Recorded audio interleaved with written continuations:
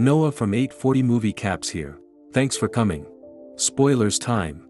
Iran sits on the land of the former Persian Empire. In 1950, the Iranians elected and Americans staged a coup in which Mossadegh was replaced by Reza Pahlavi.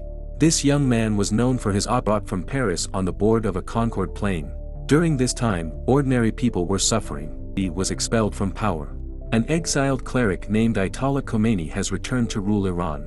Pahlavi was demanding that the Shah be sent back to be tried and hanged.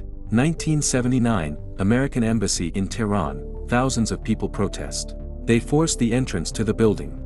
The embassy staff is worried.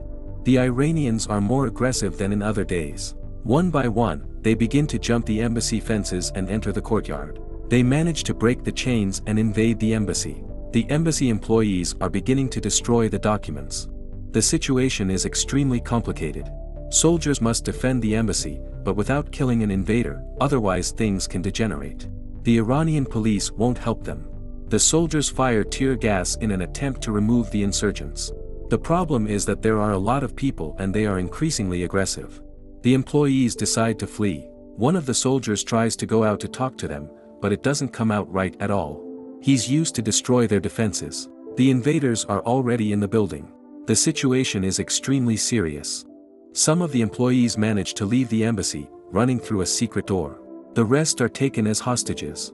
6 people manage to escape and are helped by the Canadian ambassador to Tehran.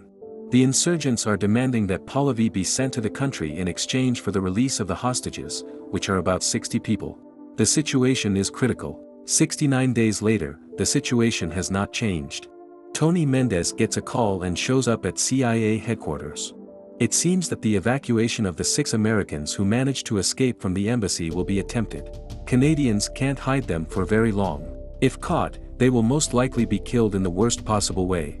The plan is for the 6 to escape using bicycles. It's still 300 miles to the border with Turkey. It seems impossible to achieve.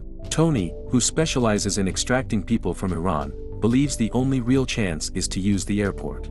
The 6 will need other identities and will leave Iran with the help of export control. All the American agencies at the same table, but the solutions offered are barely realizable. The situation is tense in both the US and Iran. The Americans believe that the embassy employees should have reacted more aggressively. The Iranians threaten to kill them all if their wishes are not met. Tony calls his son, who lives with his mother. During the discussion he gets an idea. The 6 Americans are actually part of a crew looking for locations to film a sci-fi movie. He proposes to go to Iran and extract the 6. He hopes this idea will work. The Iranians realize that some Americans are missing from the embassy. In the meantime, it looks like Tony has to go to LA to meet Mr. Chambers. His operation is set in motion. Tony presents the situation to him.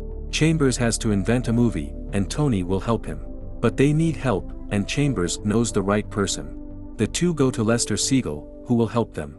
An employee in the ambassador's house realized who the people who lived there were, and why they are never leaving the house.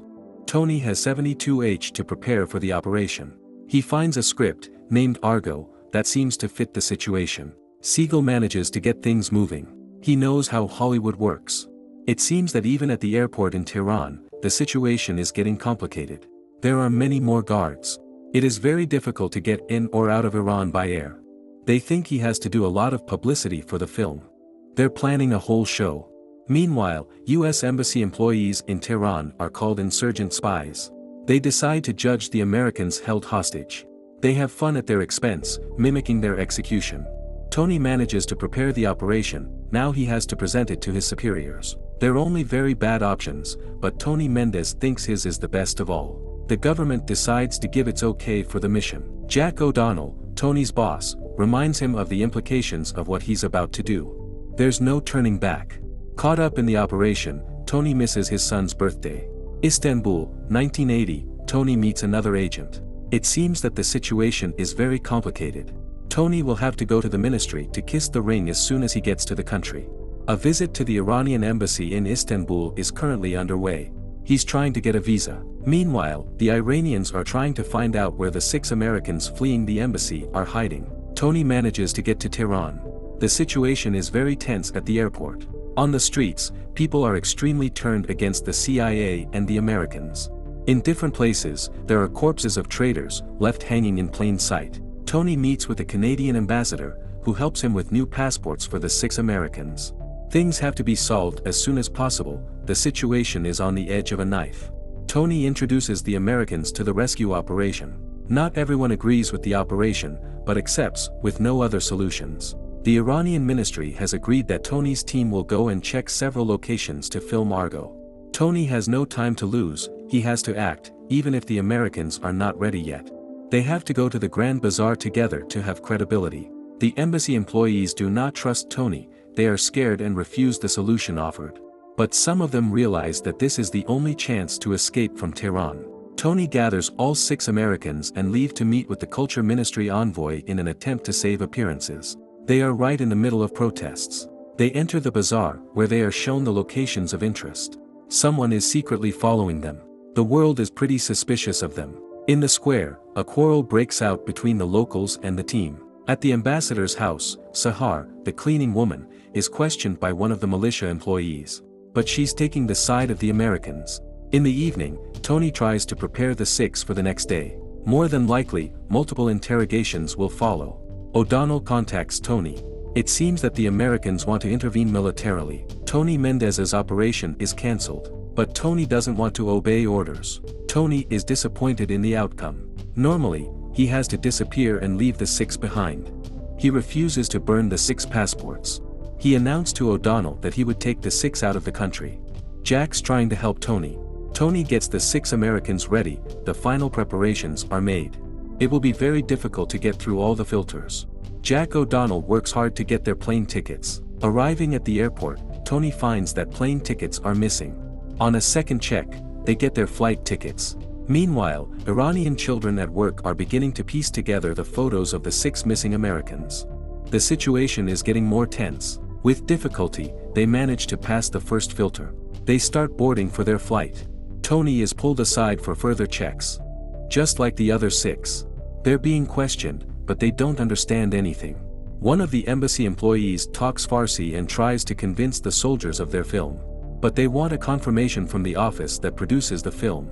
Time is running out at the expense of the team. The Iranian soldier manages to talk to Chambers, who provides their alibi in ambassador's house, but they can't find anyone. Tony and the 6 are given permission to board. They head to the plane as an Iranian agent arrives and notifies the soldiers that the flight must be stopped. The Iranian militia is heading for the plane, but the flight is accepted for takeoff. The soldiers arrive too late. The plane leaves Iranian airspace, they're safe. Sahar manages to escape and enter Iraq. Canada receives congratulations on saving the 6 Americans, the CIA seems to have known nothing about the operation. Iran is not reacting well to this news. Tony is meeting O'Donnell.